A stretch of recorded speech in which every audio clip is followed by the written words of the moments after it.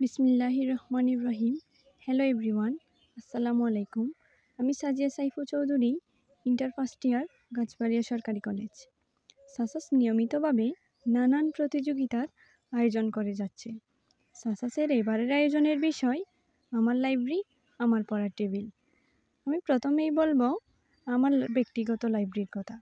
Library মানে latest information by research and reference for you. হলেও আমার লাইব্রেরি এখনও সেই পূর্ণতা পায়নি, কারণ এর বয়স খুবই কম। শহীদের রক্তের চেয়ে জ্ঞানীর কলমের কালি উত্তম। আল হাদিস। আমাদের প্রিয় নবী সাল্লাল্লাহু আলাইহি ইসলাম আরও বলেছেন যে তোমরা জ্ঞান অর্জন করো, যদিও তা চীন দেশে যেতে হয়।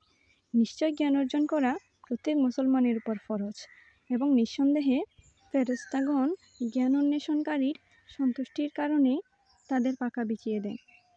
ছোটবেলা থেকে মায়ের মুখে হাদিসগুলো অনেক শুনেছি।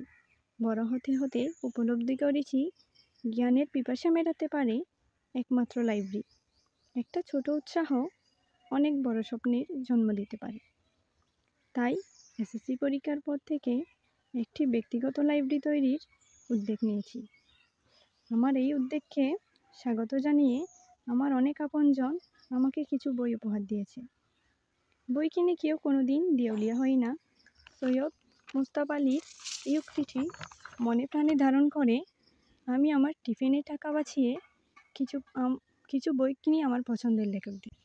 শেখ সাদির শ্রেষ্ঠ 161 গল্প, ইমাম গাজ্জালী রাদিয়াল্লাহু আনহুর কিমিয়ামে সাদাত বা সৌভাগ্যের পরশমণি, লুৎফর রহমানের উচ্চজীবন, আরিফ আজাদের মা মা মা এবং বাবা, ইমাম গাজ্জালী রাদিয়াল্লাহু আনহুর আজাদের উপায়।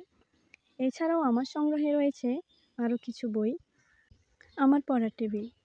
এটাই সেই পড়ার টেবিল যেখানে ছোটবেলায় মায়ের চাপে বসতে হতো, আর এখন সেই টেবিলে বিবেকের চাপে বসতে হয়। ছোটবেলায় পড়ার টেবিল থেকে বিনোদনের জন্য খেলার মাঠে ছুটে যেতাম, কিন্তু এখন আমার বিনোদনের সময়টাতে পড়ার টেবিলে বসে আমার প্রিয় লেখকদের বই পড়ি এবং নিজেও টুকটাক লেখালেখি করি। আমার পড়ার টেবিলটি আমি নিজের মতো করে সাজিয়েছি। সবাই দোয়া রাখবেন আমার লাইব্রেরিটাকে যেন প্রসারিত করতে পারি, এবং আমার এই পড়ার টেবিল থেকে যেন আমি আমার লক্ষ্যে পৌঁছাতে পারি। প্রমোদ চৌধুরী তার বই পড়া প্রবন্ধে বলেছেন যে আমি লাইব্রেরিকে স্কুল কলেজের উপরে স্থান দিই এই কারণে যে এ স্থলে লোকে স্বেচ্ছায় স্বচ্ছন্দ চিত্তে সুশিক্ষিত হওয়ার সুযোগ পায়। প্রতিটি লোক তার স্বীয় শক্তি ও রুচি অনুসারে নিজের মনকে নিজের চেষ্টায় আত্মার রাজ্যে জ্ঞানের পথে এগিয়ে নিয়ে যেতে পারে। এ বলে আমি আজকের মতো বিদায় নিচ্ছি। আসসালামু আলাইকুম।